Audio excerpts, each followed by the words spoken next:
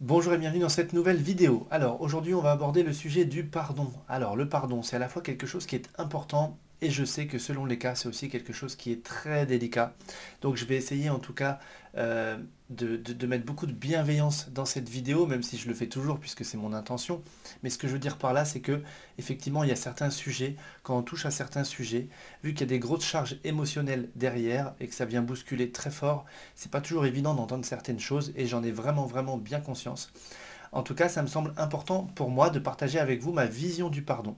Et j'aimerais commencer en disant que ce n'est pas parce que l'on pardonne à quelqu'un que l'on cautionne ce qu'il a fait, que l'on est d'accord avec ce qu'il a fait, que l'on trouve ça tolérable, etc. D'accord? Ça peut paraître inadmissible, parfois on dit impardonnable.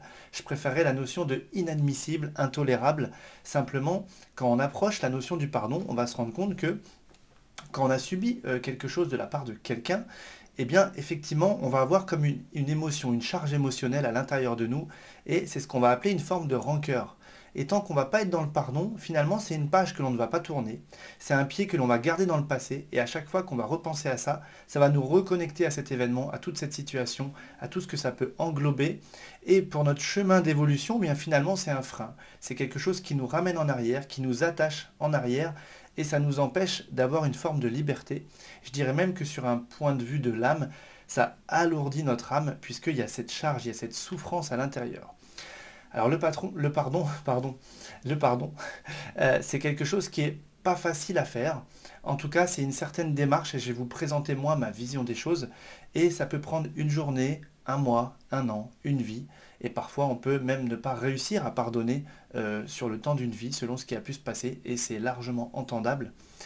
Simplement, à nouveau, je dissocierai encore la vision incarnée de la vision spirituelle. Dans la vision incarnée, on a pu subir quelque chose de très violent, de très fort. Alors je sais qu'il y a différents niveaux, mais ça peut aller de la petite bousculade, le petit coup bas, on va dire, vraiment à quelque chose de très violent, de très fort. Et, euh, et en fait, c'est normal d'un point de vue incarné, puisqu'on est un être émotionnel. On a également des valeurs, il y a également des mœurs, il y a des lois, etc. Il y a tout ça. Et toute cette notion-là fait que, bah, effectivement, selon ce qui va se passer dans notre vision incarnée, justement, c'est ce qui fait on peut dire bah, c'est impardonnable et on n'a pas du tout envie d'aller sur ce chemin du pardon, puisqu'on va se dire oui, mais pardonner, c'est cautionner, pardonner, c'est oublier, etc. Moi, je vous dirais juste, pardonner, c'est vous libérer. Et c'est pas parce que l'on pardonne à quelqu'un qu'on est obligé d'aller voir cette personne-là et lui signifier qu'on lui a pardonné. Si on lui a pardonné à l'intérieur de nous, sur un plan de l'âme, je veux dire, nous, on a fait notre part du marché. Vous voyez ce que je veux dire? Donc, dans la vision incarnée, ça peut être vraiment normal de ne pas vouloir le faire, de ne pas réussir et de voir ça comme quelque chose d'impossible, d'irréalisable. Et si on reprend une vision plus spirituelle, on va se dire que, effectivement, je l'ai déjà dit dans d'autres vidéos, mais sur notre parcours de vie, nous mettons sur notre chemin des personnes, des événements, des contextes, des situations qui vont nous faire travailler sur quelque chose. Puisque le plus grand but de l'incarnation, c'est de venir grandir, évoluer à travers des expériences. Et sur un point de vue de l'âme, les choses sont perçues comme des expériences, qui peuvent être, on pourrait dire, bonnes ou mauvaises, bien vues ou mal vues, mais en tout cas, c'est de l'expérience qui est engrangée. Et si c'est une expérience qui est plutôt négative, préjudiciable, il faudra faire quelque chose pour réparer tout ça, pour rééquilibrer, c'est ok. Et ça sera alors peut-être d'une incarnation future, ou bien peut-être d'une autre leçon de vie dans cette incarnation-là. Mais en tout cas, à l'incarnation, on choisit énormément de choses et dont des grandes leçons, et on va mettre comme ça sur notre chemin des choses, des personnes, des situations, des contextes.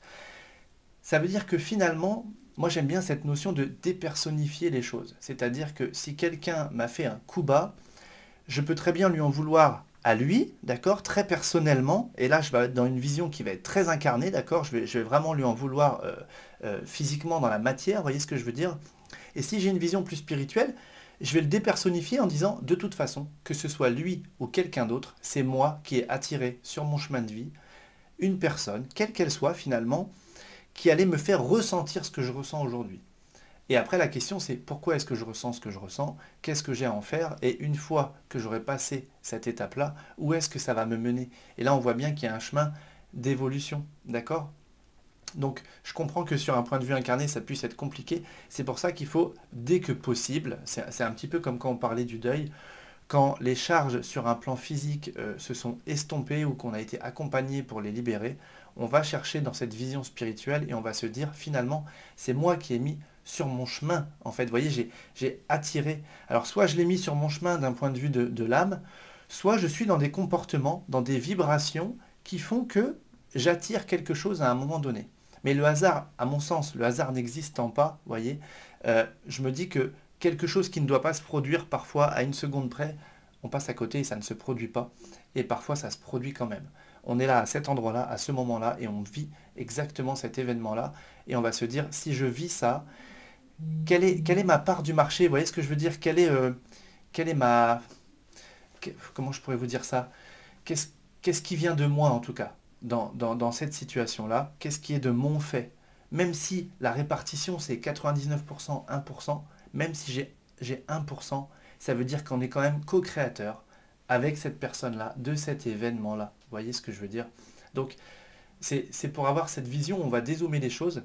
Et puis, comme je le disais, c'est aussi une façon de pouvoir alléger notre âme, puisque sinon, on va garder cette charge, et c'est presque la double peine. C'est qu'on a subi quelque chose de la part de quelqu'un, en plus, on va garder cette charge, et on va avancer avec ça toute notre vie. Donc, finalement, c'est la double peine pour moi, je trouve. Alors que si on libère ça, que l'on se dit que finalement, que ce soit cette personne-là ou une autre personne, on a attiré cet événement-là pour en faire quelque chose, même si c'est pas facile, je sais bien, et que parfois ça nécessite de gros accompagnements derrière, j'en ai bien conscience, mais simplement le but, c'est de grandir à travers cette épreuve-là. C'est de dépasser cette épreuve-là et de voir là où elle nous a amenés, d'accord? Et c'est à ce moment-là où on pourra dire, quelques années après, parfois plusieurs années après, de dire, entre guillemets, intérieurement, merci, j'ai vécu ça. Sur le moment, ça a été la chose la plus dure de ma vie. Et aujourd'hui, plusieurs années après, par exemple, je vois ce que j'en ai fait, je vois où ça m'a emmené, en quoi ça m'a transformé. Vous voyez ce que je veux dire? Donc, pour moi, c'est ça, cette notion-là.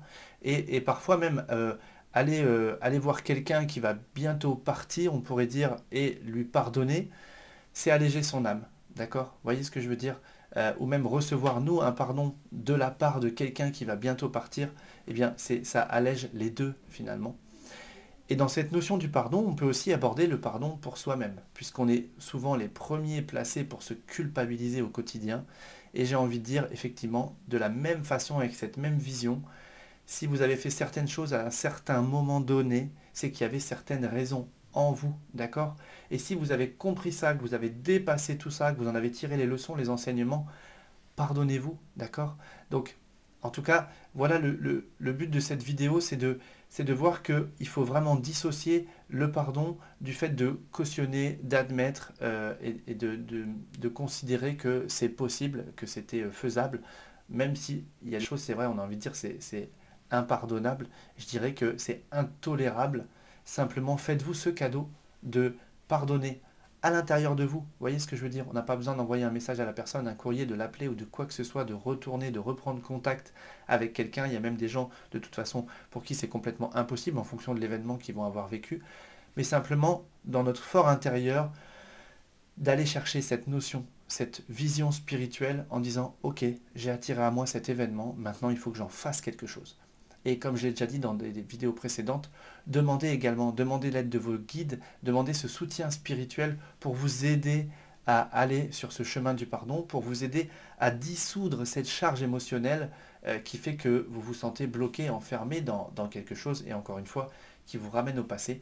Donc le but c'est bien d'aller vers l'avant, le but c'est de grandir, de s'expanser, je dirais, sur un point de vue de l'âme, un point de vue spirituel, pendant cette incarnation-là, et tout ce qui est fait pendant votre incarnation ne sera pas à faire soit après l'incarnation ou dans une réincarnation suivante, c'est-à-dire que c'est comme si on a déjà transformé la leçon et on peut passer à autre chose. Voilà, donc je sais que selon ce que chacun avait vécu, quand vous regardez cette vidéo, ça peut sembler très difficile à entendre et laissez-vous le temps.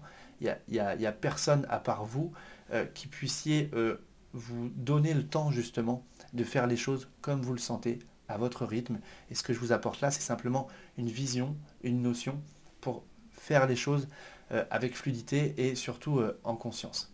Voilà, j'espère que cette vidéo va vous apporter de l'aide et puis moi je vous dis déjà à très vite.